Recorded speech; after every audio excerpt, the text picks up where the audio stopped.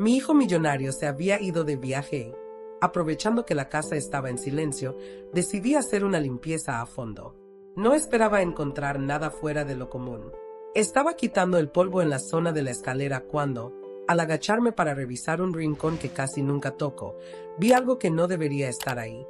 Una caja de madera oscura, empujada contra la pared, como escondida a propósito. Tenía un pedazo de cinta adhesiva en la tapa, escrito con marcador grueso, se leía: para cuando la vieja estúpida muera, no abrir. Me quedé inmóvil, con la espalda encorvada, sin saber si lo que sentía era sorpresa o un golpe seco en el estómago. Leí la frase otra vez, lentamente, como si en la segunda lectura fuera a cambiar. No cambió. La caligrafía, la reconocí de inmediato. No era de un extraño, era de él. No sé cuánto tiempo estuve ahí, mirándola. Sentí como me subía un calor al rostro, pero al mismo tiempo me quedaba fría por dentro. Podría haberla dejado en su sitio, seguir limpiando y fingir que nunca la vi. Una parte de mí me lo pedía, como quien evita un dolor. Pero otra necesitaba saber. Si esa caja hablaba de mí, entonces quería escuchar lo que tenía que decir. La tomé con las dos manos. No era pesada, pero en mis brazos parecía que pesara toneladas. La bajé a la sala, la coloqué sobre la mesa y me quedé de pie frente a ella. El silencio en la casa era tan espeso que escuchaba mis propias respiraciones, rápidas y cortas. Mis dedos se apoyaron sobre el cierre metálico, pero no lo abrí de inmediato. Pensé en todo lo que había hecho por ese hijo. Noches sin dormir, comidas que se enfriaban esperando que llegara, cuentas que pagué aunque no pudiera, cosas que nunca le conté para que no se preocupara. Y ahora, ahí estaba, un mensaje grabado como una sentencia. Me vinieron imágenes, una detrás de otra. Él llegando a casa y saludándome sin mirarme realmente, como quien pasa por un pasillo, o interrumpiéndome a mitad de una frase para contestar el teléfono. O esas veces en que hablaba de sus logros en reuniones con amigos y colegas, y yo estaba ahí, sonriendo, pero invisible. En algún punto, había dejado de verme como madre para verme como algo que estaba ahí, sin más. Respiré hondo. Toqué el cierre, sentí el metal frío bajo mis dedos. No quería descubrir nada que me confirmara lo que temía, pero la duda era peor.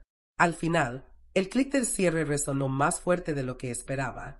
Levanté la tapa despacio, como si pudiera darme tiempo de cambiar de idea. El olor a madera guardada y papel viejo me golpeó. Encima, lo primero que vi fueron sobresapilados, un cuaderno de tapa dura y un objeto envuelto en un paño gris. Mis manos dudaron antes de tocar nada. Era como abrir un cajón que no te pertenece, pero que lleva tu nombre escrito de forma insultante en la tapa. Me quedé sentada, mirando el interior de esa caja como si de repente se hubiera convertido en una frontera. Al otro lado estaba todo lo que él pensaba, todo lo que yo nunca había escuchado de su boca, y yo tenía que decidir si cruzaba o no. Me incliné hacia adelante, el corazón golpeándome en el pecho. Saqué el primer sobre, notando cómo el papel crujía entre mis dedos. En ese momento pensé que, pasara lo que pasara después de abrirlo, algo dentro de mí no iba a volver a ser el mismo. Abrí el primer sobre con cuidado. Era un recorte de un periódico local con la foto de mi hijo en un evento de premiación.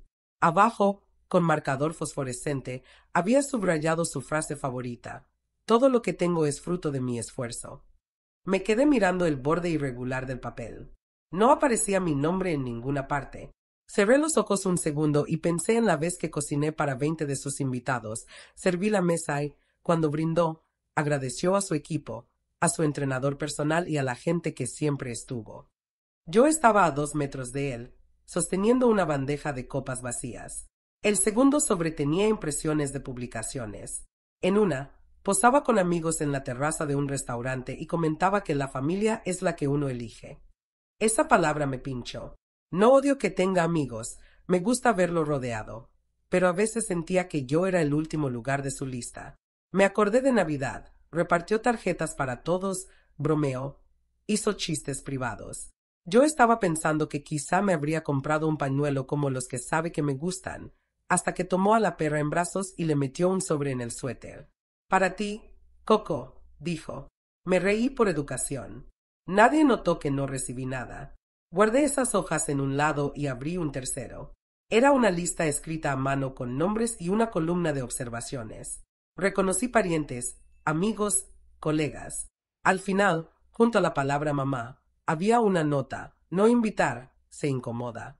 Se me tensó el cuello. Se incomoda no era verdad. Nadie me preguntaba si quería ir. Yo ponía la mesa, cambiaba toallas, rellenaba la hielera, lavaba copas. Al final, me quedaba en la cocina para no estorbar.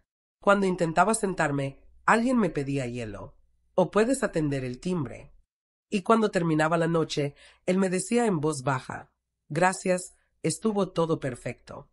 Esa era mi invitación. Me fui a la cocina a buscar un vaso de agua. No estaba llorando. Era otra cosa. Un cansancio distinto, viejo, que no tiene ruido. Apoyé las manos en la mesada y respiré por la boca. Me vino la imagen de su último cumpleaños, él con una vela de chiste, todos cantando, y yo parada detrás de la cámara del celular para que saliera bien enfocada la toma. Cuando sopló la vela, miró a la derecha buscando a alguien. Yo estaba a la izquierda. Después publicó la foto con el texto siempre adelante. Nadie sabe cuántas veces borré migas del piso esa noche. Volví a la sala. Saqué un cuaderno de tapa dura que estaba bajo los sobres. En la primera página había apuntes breves, como recordatorios: pedirle a mamá que deje la llave del auto en el cajón, revisar si pagó la luz, no dejar que compre más platos, acumula. Toqué esa palabra, acumula. No tengo una colección. Guardo platos viejos porque me cuesta tirarlos. Nunca fue un secreto. Cuando él venía, abría los muebles y decía, sin levantar la voz: esto sobra, y apoyaba una pila sobre la mesa. Yo asentía. Después, cuando se iba, ponía 2 platos de vuelta. No para llevarle la contra, para no quedarme con la cocina vacía de mí. En otra página, había una secuencia de horarios: sábado, supermercado, hacer lista por ella; domingo, visita de 20 minutos, llevar café. El paréntesis me dolió más que el resto.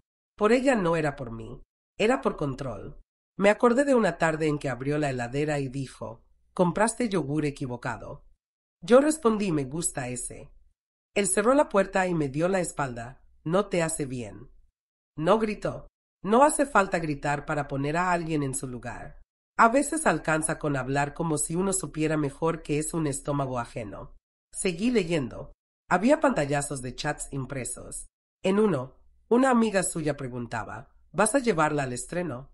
Él contestó: no, se cansa. No recuerdo que me haya preguntado si quería ir.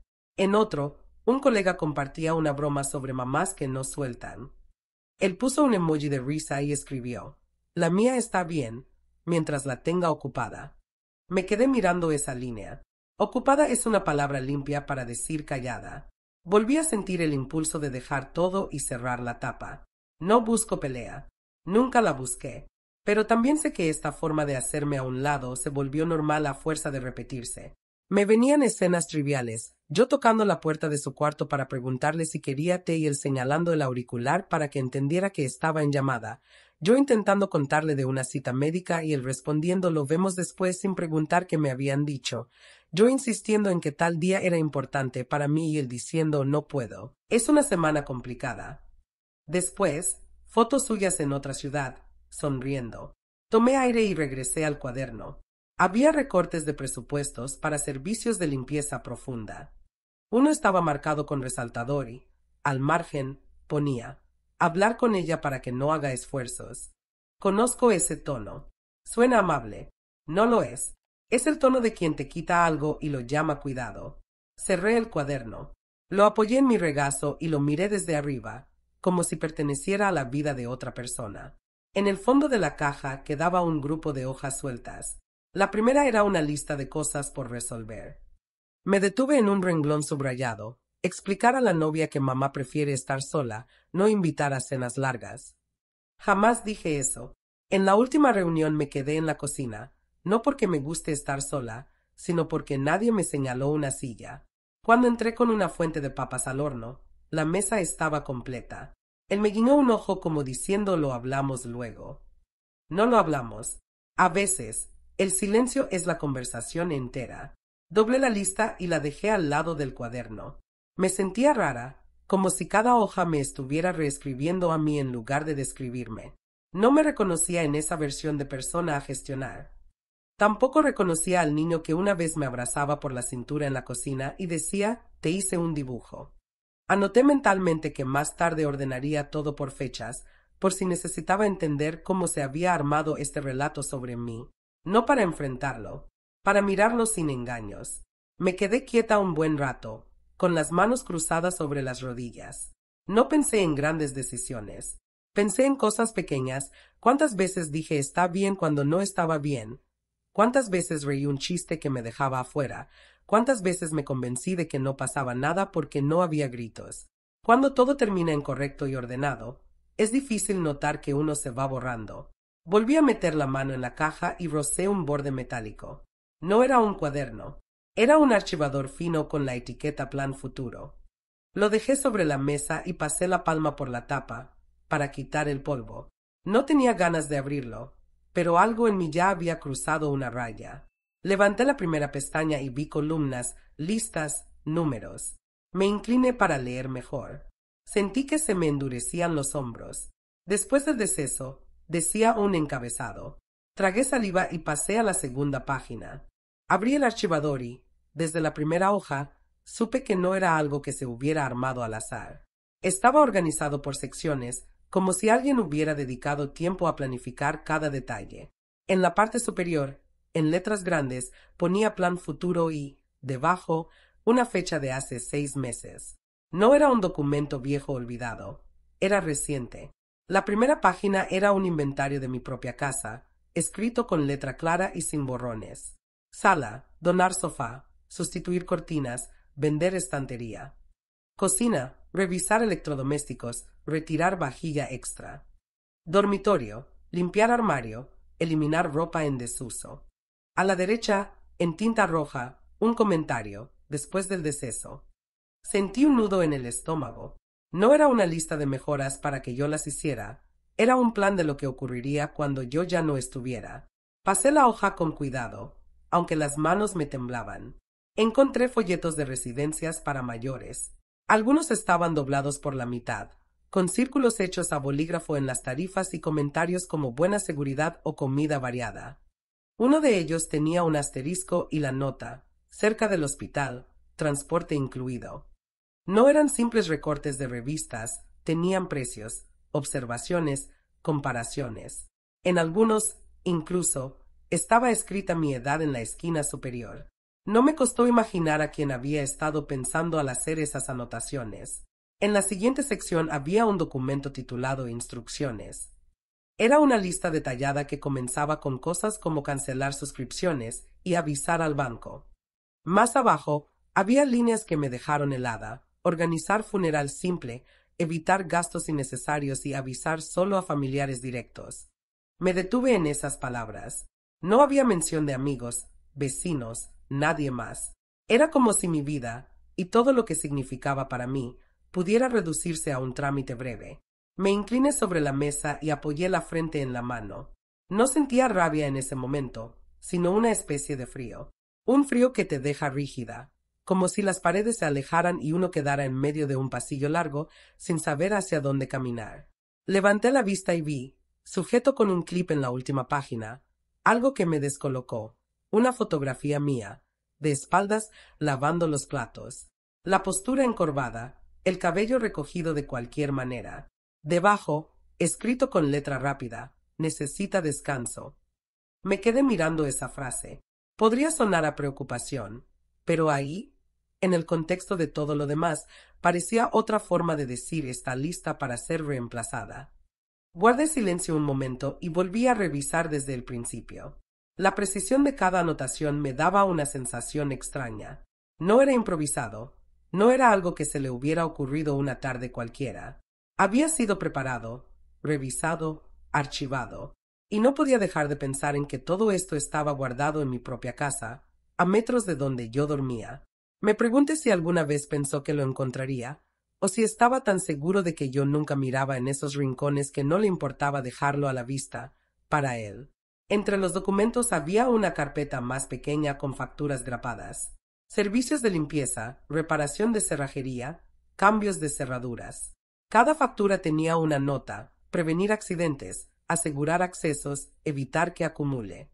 Las fechas eran recientes, algunas de apenas semanas antes de que él se fuera de viaje. Reconocí uno de los nombres de empresa. Era la misma que había venido a cambiar la cerradura de la puerta trasera por seguridad. Ese día, yo no había pedido ningún cambio. Me lo encontré hecho. Seguí pasando hojas y encontré una especie de calendario con marcas en ciertos días. Al lado, breves comentarios: visita rápida para control, llevar café y revisar despensa. Era como si cada interacción conmigo estuviera programada y evaluada, no como una relación, sino como un seguimiento. Incluso había columnas con pendientes y resueltos. Entre los pendientes, uno me dejó inmóvil: convencerla de que venda el coche. Debajo, en letras más pequeñas: no lo usa, ocupa espacio. No había ningún comentario sobre si lo necesitaba para moverme o si me daba independencia. Solo el espacio que ocupaba. Pasé a la última parte del archivador y encontré sobres cerrados con etiquetas. Uno decía contactos importantes y dentro había tarjetas de médicos, abogados y gestores, todos con notas como confiable o rápido. Otro sobre decía claves y tenía anotaciones codificadas. No eran mis claves, eran instrucciones para cambiar contraseñas y accesos. En la esquina, un comentario: hacer esto con ella presente. Esa última frase me dejó claro que, al menos en su cabeza, este plan iba a ejecutarse conmigo aún viva, pero sin que yo tuviera la última palabra. Me recosté en la silla. El archivador abierto delante de mí parecía mirarme, como si fuera una prueba física de algo que yo había sentido durante años, pero nunca había tenido en las manos. Esa sensación de que cada decisión sobre mi vida pasaba primero por su filtro. Solo que ahora, verlo escrito, con fechas y objetivos, lo volvía más real de lo que hubiera querido. Tomé aire y lo cerré despacio, con las palmas planas sobre la tapa. No quería que los papeles se movieran, no quería que nada de lo que había dentro se alterara.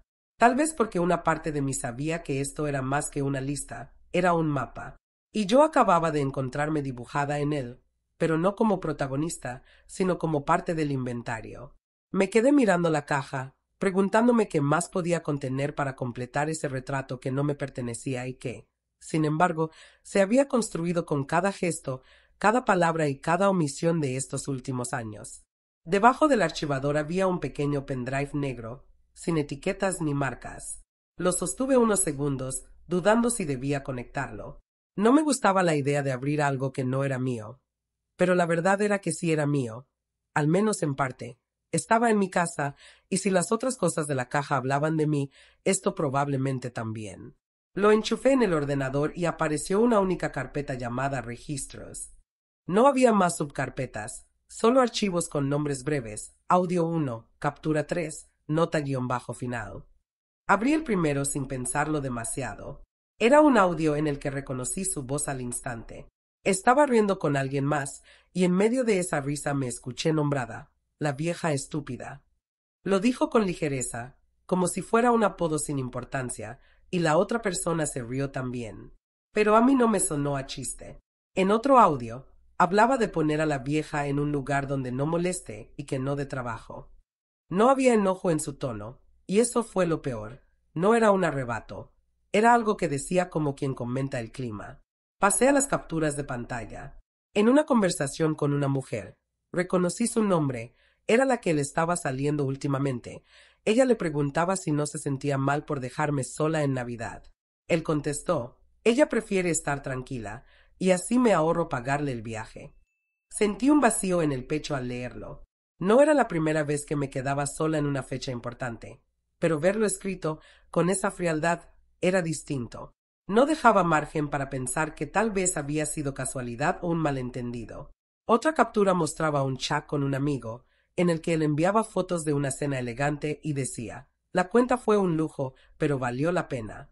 La vieja está controlando sus gastos, dice que no hay plata. Mejor para mí, así no me pide nada. Recordé que esa misma semana me había llamado para decirme que la situación estaba difícil y que cuidara mis compras. Yo le había creído. No había sido cuestión de necesitar algo, pero sí de sentir que podía confiar en su palabra. Ahora veía que mientras yo revisaba precios en el supermercado, Él brindaba en un restaurante caro. Fui avanzando en la lista de archivos, cada uno sumando un peso distinto sobre mis hombros.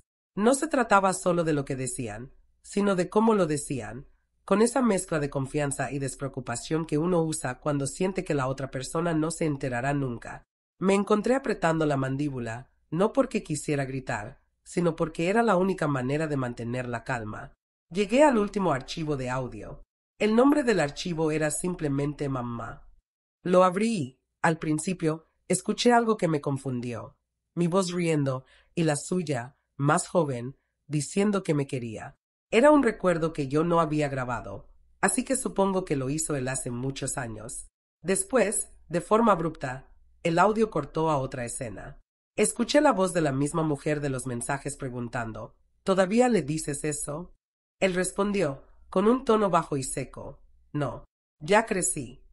Me quedé quieta, mirando la pantalla sin realmente verla. No supe si me dolió más lo que dijo o la naturalidad con la que lo hizo. Cerré la carpeta y retiré el pendrive. Lo dejé sobre la mesa, junto a los sobres y el archivador. Sentí que estaba rodeada por distintas versiones de mí misma, la que él recordaba de niña, la que él describía en sus planes, la que él comentaba en privado con otros. Ninguna de esas versiones era exactamente yo, pero todas se superponían de alguna manera con la persona que soy. Me di cuenta de que no era solo lo que había dicho o planeado.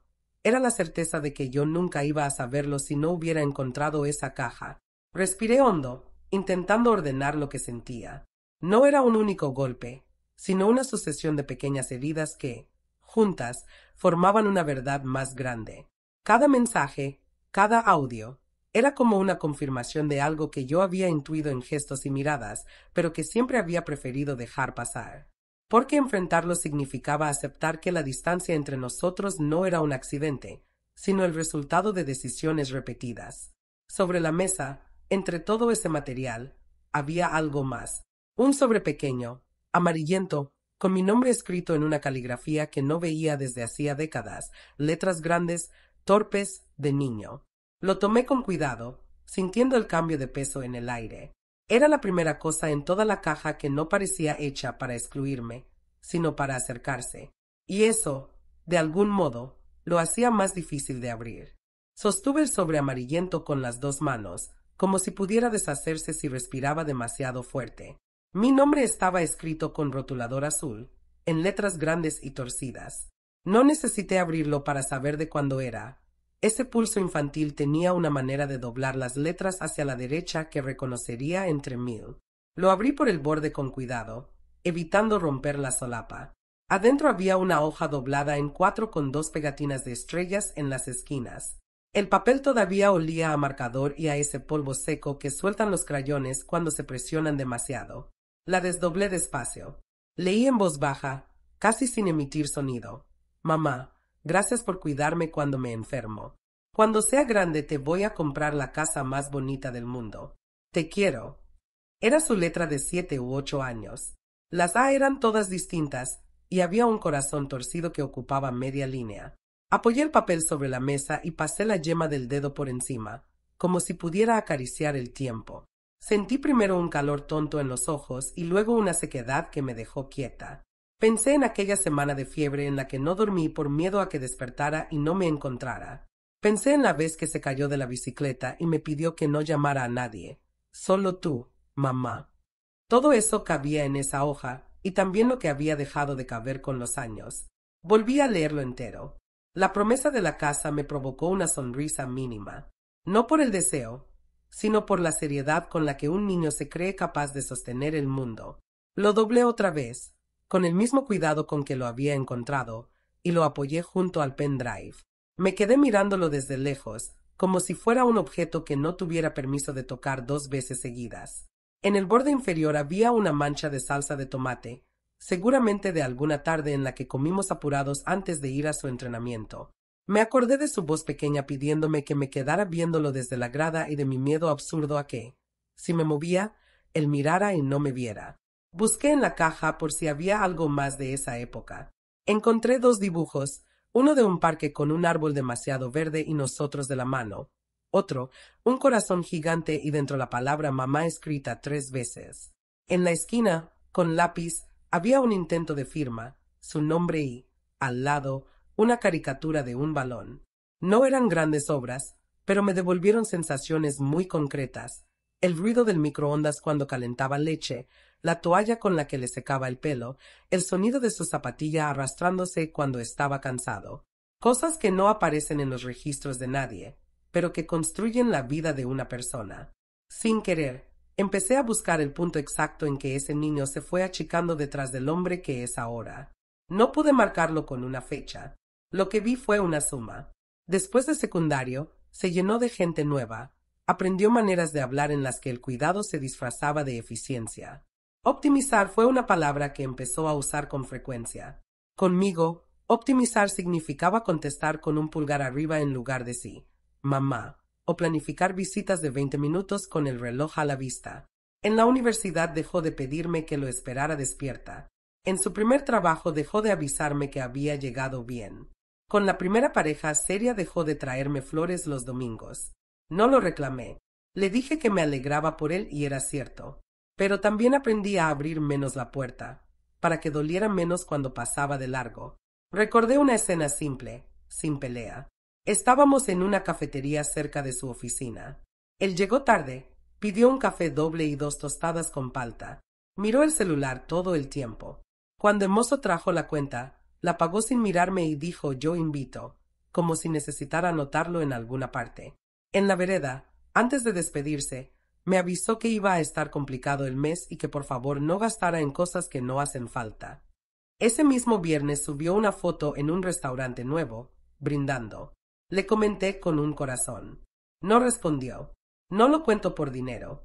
Lo cuento porque esa distancia empezó a tener procedimientos, y yo me convertí en una lista de pendientes a ordenar. El sobre en la mesa contrastaba con todo eso. No era un plan, no era una captura de pantalla, no era una broma mal dicha. Era una prueba de que, alguna vez, fui su casa. Me quise quedar con esa idea, pero la caja completa no me lo permitía. Guardé el dibujo dentro del sobre y lo cerré sin pegarlo. Lo sostuve contra el pecho un momento.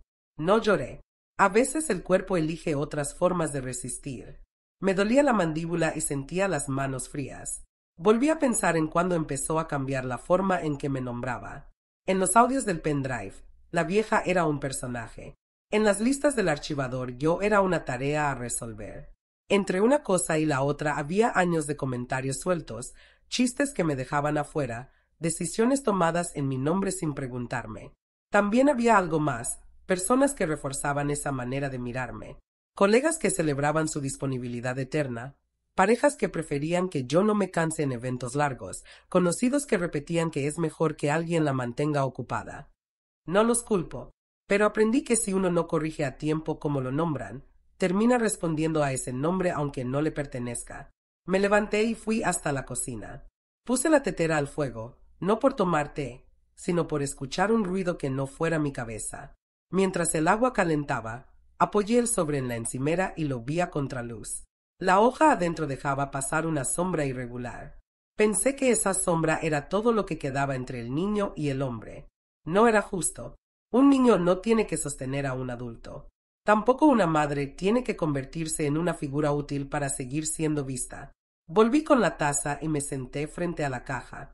A un costado, el archivador con plan futuro. Al otro, el pendrive. En el centro, el sobre. Me dije en silencio que no iba a discutir con nadie por esto. Que ya no necesitaba convencer a nadie de que soy más que una tarea. Más que una silla libre en la mesa de otros. Que lo único que me tocaba era decidir qué hacer con lo que había visto. Respiré hondo y acomodé todo por montones. Lo que duele pero es prueba, lo que duele y es recuerdo, lo que no duele pero confirma una historia que no me sirve. El sobre infantil lo dejé aparte, en un plato de cerámica que casi nunca uso, como si fuera un recordatorio visible de que también existe una versión de nosotros que el tiempo no pudo borrar del todo. Y aún así, entendí que esa versión no me alcanzaba para vivir. Apagué la luz de la sala y me quedé con la lámpara de pie encendida, enfocando la mesa. No pensé en grandes cambios. Pensé en lo básico, papeles, llaves, contraseñas, decisiones que nunca tomé porque me acostumbré a que otros las tomaran por mi bien. Esa frase siempre suena amable. No lo es. Miré el sobre por última vez antes de subir las escaleras. Lo recogí con cuidado y lo guardé en el cajón de la mesa de noche. No para olvidarlo, sino para que me recuerde, mañana, lo que ya sé, que la próxima parte no es sobre convencer, es sobre ordenar, y que si no lo hago yo, alguien lo hará por mí. Si llegaste hasta aquí, es porque esta historia resonó contigo, porque algo en ella te tocó, te dolió o te recordó que no estás sola. En este canal contamos verdades que muchas esconden, historias que merecen ser escuchadas. Suscríbete ahora y acompáñanos, porque aquí cada historia tiene un lugar. Y tú también. A la mañana siguiente, me desperté más temprano de lo habitual. No tenía prisa, pero algo en mí no me dejó seguir en la cama. Me quedé unos minutos mirando el techo, escuchando el silencio de la casa. Esa quietud me recordó que no había nadie a quien avisarle que iba a empezar el día. Me levanté despacio, puse el café y, mientras el aroma llenaba la cocina, abrí el cajón de la mesa de noche y saqué el sobre infantil. Lo apoyé sobre la encimera, junto a la taza, como si fuera una especie de testigo. No hice planes grandilocuentes. No llamé a nadie. No escribí mensajes cargados de indirectas. En cambio, me senté en la mesa con una libreta en blanco y escribí una lista corta, llaves, cuentas, documentos, decisiones. Cosas simples, concretas, que llevaba años delegando. Abrí el armario donde guardo los papeles y encontré carpetas con contratos y formularios que, en teoría, yo había firmado, pero que habían sido gestionados por otros para que no me complique. Leí cada hoja con calma. En algunas, vi detalles que no recordaba haber autorizado. No me enojé. Me limité a anotarlos en la libreta, uno por uno. En la segunda página escribí llaves. Revisé los llaveros colgados junto a la puerta. Había duplicados que no sabía a quién pertenecían. Decidí que cambiaría las cerraduras, no como un acto de ruptura, sino como un gesto de empezar de nuevo. La gente suele pensar que cambiar una cerradura es para impedir algo. Yo lo vi como abrir una puerta distinta, una en la que yo tenga claro quién entra y quién no. Seguí con las cuentas. Fui al banco a pie, sin avisar. En la ventanilla, pedí que me imprimieran todos mis movimientos de los últimos 6 meses. La empleada me miró con cierta sorpresa. Debía de estar acostumbrada a que alguien más hiciera ese tipo de trámites por mí. Le sonreí, sin explicar nada. Guardé los papeles en mi bolso y me fui a un café para revisarlos. Encontré débitos automáticos de servicios que yo no uso, pagos recurrentes que no recordaba haber aprobado. Saqué otra hoja y anoté, cancelar. Lo haría yo misma, en persona, uno por uno. Al volver a casa, abrí el armario de la despensa. Revisé todo lo que había y saqué lo que no consumo. No fue una limpieza impulsiva, fue un repaso minucioso, como el que haría alguien que quiere saber qué hay en su espacio y por qué. Separé lo que donaría y lo que simplemente no servía más. Mientras guardaba las bolsas junto a la puerta, me di cuenta de que esa sensación de orden era más poderosa que cualquier conversación pendiente. Por la tarde, tomé el archivador de plan futuro que había encontrado en la caja. Lo abrí y, con un bolígrafo rojo, taché todo lo que no iba a permitir que se ejecutara. En cada tachón sentí un peso distinto. No escribí comentarios, no añadí explicaciones. Solo eliminé las instrucciones que otros habían escrito para mi vida. Después, lo guardé en un estante alto, donde solo yo alcanzo. Decidí también cambiar la disposición de los muebles de la sala, no porque lo necesitara, sino porque quería que, al entrar, se notara que el espacio respondía a mí. Moví el sofá, cambié la lámpara de lugar, corrí la mesa hacia la ventana. Fue un cambio pequeño, pero suficiente para romper la rutina visual que otros daban por sentada. Si alguien preguntaba, diría simplemente que me gustaba así. Ese mismo día, revisé mi teléfono.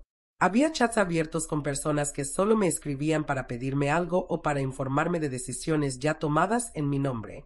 Silencié las conversaciones y, en algunos casos, eliminé los contactos. No bloqueé a nadie. No quería cortar de forma dramática.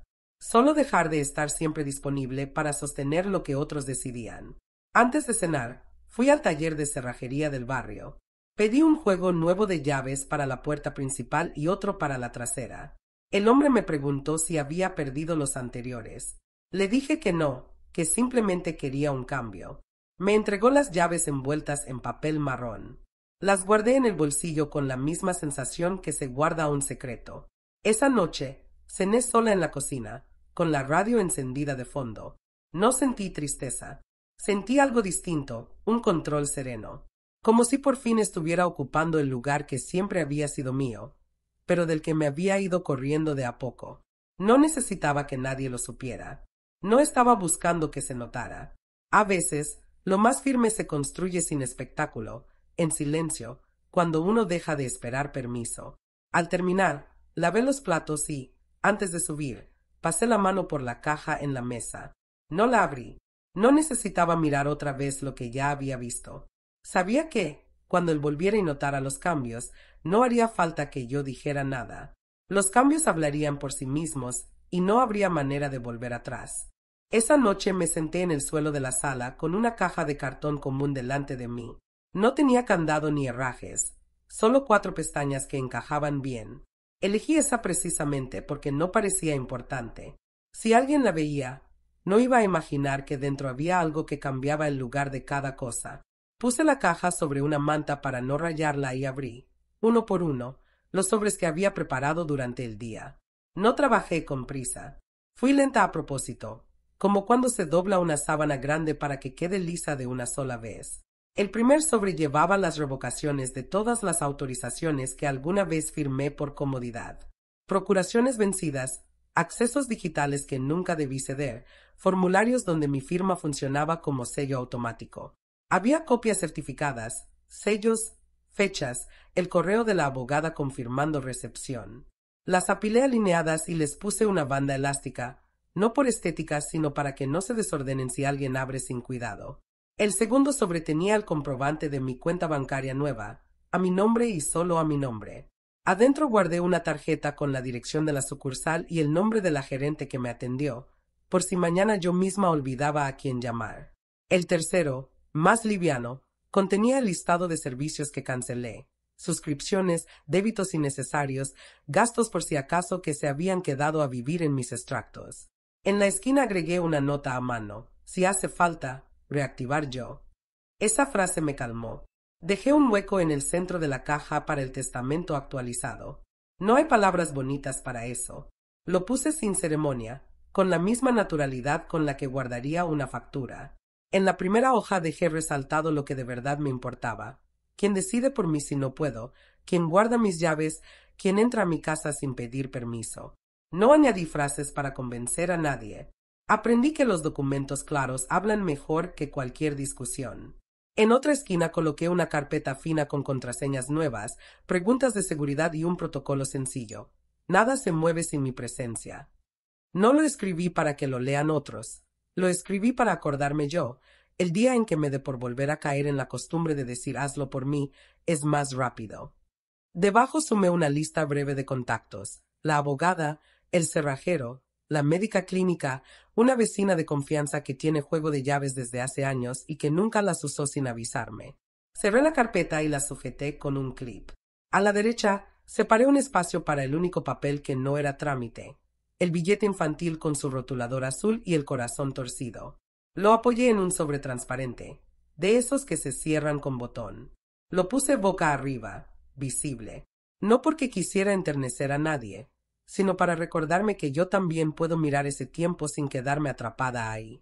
Si algún día él lo abre y lo ve, que entienda que elegí no romperlo. Quedaba la carta. No sabía si escribirla de puño y letra o imprimirla. Terminé haciéndola corta, en papel liso, con mi caligrafía. A partir de hoy, tomo mis decisiones. No necesito que gestiones mi vida. No voy a aceptar que me hablen como a una carga. Si quieres estar, será con respeto y límites. Si no, cada quien seguirá su camino. Estoy bien. La leí 2 veces. No explicaba nada, no pedía disculpas, no cerraba ninguna puerta. La doblé y la coloqué encima del testamento, como una especie de índice humano. Antes de cerrar la caja, saqué una foto con el celular solo para mí, para que no se me olvidara lo que hice. Guardé el teléfono sin enviar nada a nadie. Luego fijé una hoja blanca sobre la tapa con cinta de papel y escribí despacio, en mayúsculas, la frase que había decidido horas antes, para cuando el niño se haga hombre, abrir. No había ironía. Era la forma más precisa que encontré de decir que no odio a nadie, pero que tampoco voy a seguir educando adultos a costa mía. Apagué las luces del pasillo y esperé a que el silencio se asentara. Caminé hacia la escalera con la caja en brazos. Pesa distinto cargar algo que te pertenece de verdad. Moví el mueble bajo del descansillo, el mismo detrás del cual encontré la caja original, y dejé la mía arriba, formando una torre pequeña, la suya abajo, la mía encima. No la escondí del todo. Quería que, si él subía o bajaba distraído, el borde visible le llamara la atención. Si la ignoraba, no pasaba nada, todavía sería una respuesta. Si la abría, mejor, ya no tendría que repetir nada en voz alta. Me quedé un momento sentada en el último escalón, con la mano apoyada en la madera. Pensé en las veces que moví ese mueble para barrer por debajo y en cómo nunca se me ocurrió que alguien pudiera usar ese hueco para guardarme un mensaje. Pensé en lo fácil que es que una casa te coma viva si no la habitas con tu nombre. No sentí rabia, ni alivio, ni triunfo. Sentí que por fin estaba a la altura de mi propia vida. Eso, que no hace ruido, fue suficiente. Bajé a la cocina y guardé las copias digitales de todo en una carpeta del ordenador con contraseña nueva. Dejé otra copia en un pendrive en la caja fuerte. Preparé una lista de verificación con casillas vacías, avisar a la vecina, guardar un juego de llaves en casa de la abogada, revisar pestillos traseros, programar médico clínico. Marqué solo la primera. No quise completar todo en un día. No quería convertir mi decisión en otro proyecto agotador. La idea era otra, sostenerla. Esa noche casi no dormí, pero no por preocupación. Me quedé despierta escuchando la casa. Hay un crujido mínimo cuando el viento mueve las ramas del árbol del patio. Hay una vibración breve cuando pasa el autobús de la esquina. Me pregunté cuántas veces no escuché nada de eso porque estaba pendiente de si alguien iba a llegar tarde, si iba a necesitar que le calentara algo, si me pediría que buscara un recibo a medianoche. Es raro cuando dejas de estar atenta a un timbre que no suena. Al amanecer subí de nuevo. La caja seguía ahí, intacta. Levanté un poco la suya, solo para corroborar el rótulo que ya conocía. Volví a la mía y repasé con el dedo la cinta de papel. No cambié nada. Acomodé el mueble y limpié el polvo que se había levantado al moverlo. Después hice la cama, abrí las ventanas y me fui a comprar pan. Caminé despacio, sin pensar en ensayos de conversación. Si él encontraba la caja ese día, yo estaría lista. Y si no, también. En el fondo supe que no esperaba una reacción perfecta. Esperaba, más bien, no moverme de mi lugar cuando llegara. Por la tarde recibí un mensaje breve. ¿Estás? No respondí. Puse el teléfono boca abajo y me hice un té. A la noche sonó la puerta. No corrí. Fui tranquila. Abrí. No había nadie, solo un sobrefino bajo el felpudo. Lo levanté sin apuro. No lo abrí.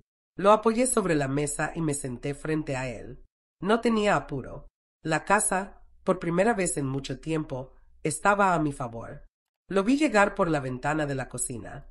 Aparcó el coche en reversa, como siempre hacía, pero se quedó unos segundos dentro, con las manos en el volante. No parecía con prisa por entrar. Yo ya había decidido que no lo llamaría ni abriría antes de que tocara el timbre. Quería que diera el paso él, que no fuera yo quien llenara el silencio con gestos para suavizar lo que estaba por venir. Cuando finalmente escuché el timbre, no me levanté de inmediato. Caminé despacio hasta la puerta, sin borrar la calma del rostro. Al abrir, estaba de pie con las llaves en la mano, mirándome como si intentara medir mi ánimo antes de hablar. Me dio un beso rápido en la mejilla, ese que se da por costumbre, y entró sin preguntar. No traía equipaje, apenas una mochila pequeña que dejó en el pasillo. Sus ojos recorrieron la sala, notando los cambios en los muebles, las plantas movidas, la mesa junto a la ventana. No dijo nada, pero el leve fruncir del ceño fue suficiente para saber que lo había registrado todo. «Has cambiado cosas», comentó finalmente, como si hablara del clima. «Sí», respondí, sin justificarme. Se sentó en el sofá, sacó el teléfono y lo dejó a un lado. Yo me quedé de pie, apoyada en el respaldo de una silla. No tenía intención de iniciar un discurso. En su lugar, fui directa. «Encontré tu caja». No reaccionó de inmediato. Se inclinó hacia adelante, Apoyó los codos en las rodillas y juntó las manos. Sabía que la verías algún día, dijo, con un tono más cansado que sorprendido. No estaba escondida muy bien. Se hizo un silencio largo. No era de esos silencios incómodos que uno intenta llenar con palabras, sino de los que pesan porque ambos sabemos lo que falta por decir. Él me miró, buscando quizá algún rastro de reproche abierto. No se lo di. ¿La abriste? Preguntó, aunque en sus ojos ya estaba la respuesta.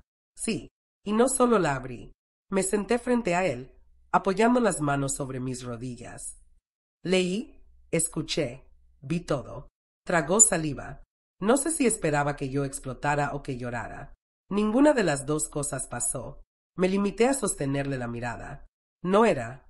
Empezó a decir, pero levanté una mano para interrumpirlo. No necesito que me expliques. No vine a pedir razones. Volvió a recostarse, como si la frase le hubiera quitado el guión que traía preparado. Entonces, ¿qué quieres? Nada que no me pertenezca. Lo que he hecho en estas semanas es poner mi vida en orden. He anulado permisos que nunca debería haber dado. He cambiado las cerraduras, he reorganizado mis cuentas. Ya no tienes que preocuparte por gestionarme nada. Noté cómo apretaba la mandíbula. No estaba acostumbrado a escuchar límites sin una discusión de por medio. No era mi intención. Empezó otra vez, pero volvió a quedarse a medias. Sí lo era. Tal vez no de la forma que ahora parece, pero lo era. Y no voy a discutir sobre si creías estar ayudándome. El resultado es el mismo. Dejé de decidir sobre mi propia vida. Eso se acabó. Sus hombros se hundieron un poco. Parecía más joven de lo que recordaba, y no por ternura sino por desconcierto. ¿Y qué pasa con nosotros? Preguntó al cabo de un rato. Eso depende de ti. Si puedes aceptar que yo marco mis reglas y mis límites, seguiremos en contacto. Si no, no habrá discusiones, simplemente cada uno vivirá su vida. No lo dije con dureza, pero tampoco con suavidad. Era una frase de piedra, que no buscaba herir, solo sostenerse por sí misma. Él asintió lentamente, como si quisiera ganar tiempo para procesarlo. Sus ojos se desviaron un segundo hacia la escalera. Yo supe que estaba pensando en la caja. No la suya, la mía. ¿Dejaste algo para mí? Preguntó, sin mirarme directamente. Tal vez. No es para ahora. Se quedó callado. Yo tampoco añadí nada más. En vez de eso, me levanté, fui a la cocina y puse agua para té. Desde allí, podía oírlo moverse por la sala, pasos cortos, como quien no sabe si quedarse o irse. Cuando volví con la bandeja, estaba junto a la ventana, mirando hacia afuera. Le ofrecí una taza. La tomó sin agradecer, pero con un gesto que no era desdén, sino falta de costumbre. Bebimos en silencio. No había prisa en cerrar la conversación, pero tampoco en prolongarla. Él dejó la taza en la mesa y se puso de pie. Te llamaré, dijo. Haz lo que quieras, respondí, sin que sonara como una amenaza. Caminó hacia la puerta, pero antes de salir, se detuvo y me miró. No dijo nada más. Solo bajó la vista, como si hubiera recordado algo que no podía mencionar. Cerró la puerta con cuidado. Me quedé de pie en el pasillo, escuchando cómo se alejaban sus pasos. No me sentí ni más fuerte ni más débil. Me sentí en mi sitio. La casa estaba en calma, y por primera vez en mucho tiempo, yo también. La caja seguía en su lugar, intacta, esperando. Y yo sabía que, cuando él la abriera, si es que algún día lo hacía, encontraría la única respuesta que podía darle, mi vida, en orden, sin necesidad de pedir permiso. Los días siguientes al encuentro fueron raros, como cuando una casa queda en silencio después de que alguien movió muebles pesados. No pasó nada estridente. No hubo mensajes largos ni discursos. El primer cambio fue mínimo. Al tercer día encontré la puerta trasera bien cerrada, con el pestillo que siempre olvidaba subir en su sitio. No lo pensé demasiado, pero lo anoté mentalmente como quien marca una diferencia de temperatura. Esa tarde, al volver del supermercado, vi que la alfombra de la entrada estaba ligeramente corrida. Debajo había un sobre blanco, sin remitente. Adentro, una nota breve con su letra. La vi. No decía qué. No hacía falta. Subí la escalera con la compra en la mano. Al pasar junto al mueble, llevé la vista a la esquina donde asomaba el borde de mi caja. No la había movido nadie. Me quedé un momento allí, inmóvil. sintiendo que, por una vez, todo lo importante estaba dicho con casi nada. A la mañana siguiente, tocaron el timbre y, cuando abrí, no había nadie. Solo un llavero sobre el felpudo. Llave de la puerta principal, llave de la trasera, llave del buzón. En la anilla, un papelito con una sola palabra: devuelvo. Las recogí sin apuro. Las pesé en la palma para confirmar que eran las mismas. Me vino una memoria absurda, su risa de niño cuando hacía sonar llaves como si fueran maracas. Guardé el llavero en un cajón y me senté en la mesa de la cocina. No tenía que contestar. La devolución hablaba sola. Horas después recibí un mensaje. ¿Puedo pasar 5 minutos? Solo a dejar algo. Le respondí, 5. Llegó con una bolsa pequeña de papel. La dejó sobre la mesa sin entrar a la sala, como si hubiera aprendido el tamaño de su presencia en este momento. De la bolsa sacó un cuaderno de tapa blanda. No era nuevo. Tenía marcas de dedos y un ángulo doblado. Lo empujó hacia mí con suavidad. Es del taller al que iba los miércoles, dijo. No pregunté de qué taller. Lo abrí y vi palabras sueltas, notas de sesiones. Delegar para no entrar en conflicto. Evitar conversaciones largas. No confrontar emociones. Más abajo, subrayado, nombrar sin adjetivos. No usar la vieja. Cerré el cuaderno. No porque me ofendiera, sino porque me basta con una línea para entender un proceso. Él se aclaró la garganta. No lo hacía por maldad. Aprendí a hablar así. Me resultaba más fácil. No lo miré con dureza ni con ternura. Fácil para ti, dije. Asintió. No discutió. Antes de irse, apoyó otra cosa sobre la mesa, el papel con su letra infantil dentro de una funda plástica, el mismo que yo había puesto en mi caja. Lo sostuvo por un borde, sin soltarlo de todo. Esto, no sé si te hace bien verlo. Me escuché responder, depende de lo que venga después. Dejó la funda despacio y se echó atrás medio paso. No pidió abrazo ni permiso. Dijo, te llamo mañana y se fue. El clic de la puerta sonó limpio. Esa noche no pude dormir temprano. No era inquietud. Era que mi cabeza repasaba detalles simples, como si necesitara comprobar cada cosa con los dedos. Sus llaves en mi cajón, el cuaderno con notas que no intentó defender, el billete de niño ahora en una funda transparente. Me di cuenta de que la reviravolta no era una escena. Era una serie de gestos sobrios que iban corrigiendo la posición de objetos y palabras en la casa. Al día siguiente llamó a la hora del almuerzo. No alargó saludos. Abrí tu caja, dijo. Leí todo. No voy a tocar nada. Quería decírtelo en voz alta. Me quedé callada, esperando si había un pero. No lo hubo. Necesito explicarte el rótulo de la mía, añadió, más bajo. Era una frase idiota que repetíamos en un chat. No pensé. Sé que no es excusa. Me salió una respuesta seca, no lo es. Silencio breve. También había cosas de organización. Sobre ti, continuó. Creí que aliviaría. Me di cuenta de que era para aliviarme a mí. Me daba miedo que te pasara algo. Resolví por adelantado. No opiné. Estoy cansada de consuelos que se desarman como pan rallado. Dije, si sentías miedo, podías decir miedo. Del otro lado oí soltarse el aire. No sabía, murmuró. Estoy aprendiendo. Esa tarde dejó otro sobre, esta vez en el buzón. Dentro había 3 tarjetas, la de su terapeuta, la del centro de día donde había pedido información por si acaso, y una nota manuscrita. Llamé y cancelé todo lo que abrí sin consultarte. No hay nada a tu nombre que yo pueda tocar. También había un recibo de cerrajería con un círculo en la línea que confirmaba que ya no tenía copia de mis nuevas llaves. Lo guardé sin ceremonia en la carpeta de asuntos cerrados. Durante los días que siguieron, sus mensajes se hicieron breves y concretos. ¿Necesitas que pase por la farmacia? Hoy no puedo, mañana sí. Si prefieres no vernos, lo acepto.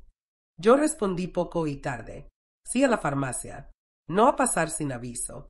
Y una frase que me salió sin pensar. Si quieres hablar, sin teléfono sobre la mesa.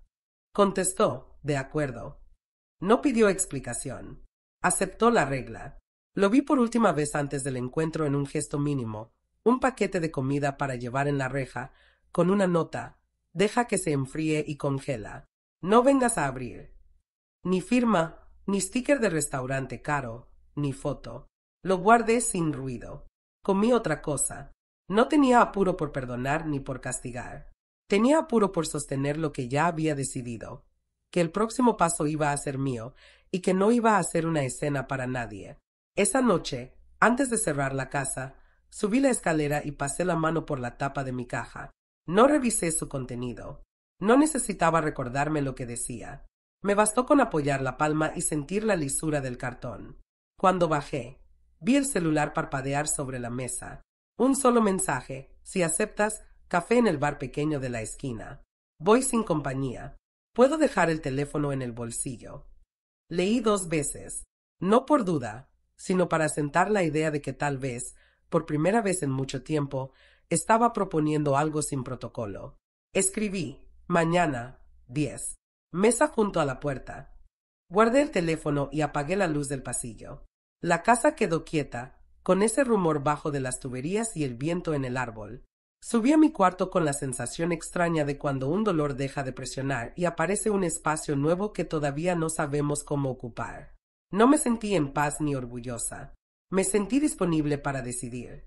Eso, en este punto, era mi mejor victoria. A las 10 en punto estaba sentada en la mesa junto a la puerta del bar, con una taza de café que humeaba despacio. Llegó puntual, sin compañía, con las manos en los bolsillos. Saludó con un leve movimiento de cabeza y se sentó sin mirar el teléfono. Lo dejó dentro, como había prometido. No hubo abrazo ni beso. No lo esperaba. Era un encuentro sin deuda, sin guión. Gracias por venir, dijo, rompiendo el silencio. No vine por ti, respondí. Vine por mí. Asintió, y en ese gesto no vi ironía ni ofensa. Parecía entender que era la única forma en que yo podía estar ahí. Pidió un café y esperó a que lo trajeran antes de seguir. No sé si hay algo que pueda cambiar lo que hiciste, continuó. Pero quiero que sepas que entendí lo que no veía, y que no voy a volver a ocupar tu lugar. No contesté. A veces, la única respuesta que vale es el silencio que se sostiene sin apuro. Miró por la ventana un instante y luego volvió a mí. Abrí la caja otra vez esta mañana, dijo. Leí la carta. No sabía que podías decir tanto con tan pocas palabras. A veces no es cuestión de decir, le dije. Es cuestión de hacer. Sonrió apenas, no como quien se defiende, sino como quien reconoce algo que le cuesta. Bebimos en silencio un rato más. El bar estaba casi vacío, con un murmullo bajo de platos y cucharas. No sentí la urgencia de llenar el aire con recuerdos ni reproches. Había dejado de buscar una versión de él que ya no existía.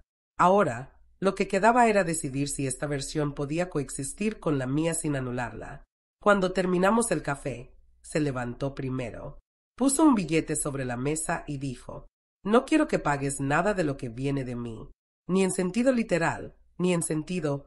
Hizo un gesto vago con la mano. Ya me entiendes. Yo decidiré qué pago y qué no, le respondí. Me miró un segundo, como si quisiera guardarse esa frase. Luego, simplemente dijo: está bien. Caminamos juntos hasta la puerta. Afuera, la luz del sol era tibia, y había un viento leve que movía las hojas en la vereda.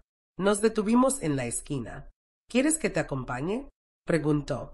No hace falta. Nos despedimos con un gesto breve. Lo vi alejarse sin esa sensación de vacío que me dejaba antes. No sentí que me quedara algo por decir. No esperaba una llamada, ni una disculpa más elaborada, ni un gesto grandilocuente. Había entendido que la reparación, si llegaba, no sería para borrar lo que pasó, sino para no repetirlo. Al llegar a casa, subí la escalera y pasé junto al mueble donde estaban las 2 cajas. La suya seguía ahí, cerrada. La mía también. No las toqué. Me gustaba que estuvieran juntas, como un recordatorio de que la respuesta no siempre es ruido. A veces es la simple permanencia de lo que uno decidió. Fui a la cocina, preparé té y me senté junto a la ventana. Afuera, una vecina colgaba ropa y los niños de la calle jugaban a la pelota. No había tensión en el aire, ni expectativa. Sentí el peso de los días recientes acomodarse en un lugar que ya no me dolía. No porque hubiera desaparecido, sino porque ya no estaba encima de mí. Pensé en todas las veces que me había quedado esperando que otros reconocieran mi valor, mi derecho a decidir, mi lugar. y entendí que esa espera había terminado. No necesitaba que él me diera ese reconocimiento para sentirme entera. Había recuperado las llaves, los documentos, las decisiones. Pero sobre todo, había recuperado algo que no estaba en ninguna lista, la certeza de que no volvería a ceder el control de mi vida para evitar un conflicto. Cuando el sol empezó a bajar, salí al patio con la taza aún caliente. Escuché el viento en el árbol y el eco lejano de una radio encendida en otra casa. No planeaba el futuro, no repasaba el pasado. Solo estaba ahí, en el presente, con una calma que no dependía de nadie más. Esa era mi paz merecida, no un final de cuento, no un triunfo espectacular, sino el lugar exacto donde podía estar sin pedir permiso, sin excusarme, sin miedo a que alguien me corriera de él. Entré. Cerré la puerta con mi llave nueva y dejé que la casa se llenara de ese silencio que ahora ya no era ausencia, sino elección.